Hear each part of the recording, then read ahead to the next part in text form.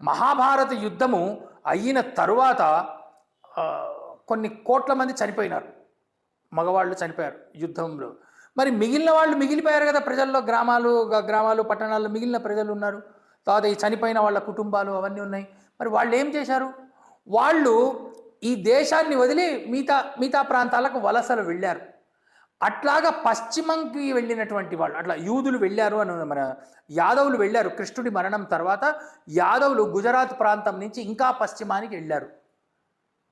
ఆ యాదవులు మావాడు మళ్ళీ వస్తాడు, మావాడు, ఎందుకంటే సంభవామి యుగే యుగే అన్నాడు కృష్ణుడు భగవద్గీతలో, కాబట్టి మావాడు మళ్ళీ పుడతాడు మమ్మల్ని రక్షించేవాడు పుడతాడని చెప్పి యాదవులు అనుకుంటూ వెళ్ళిపోయారు.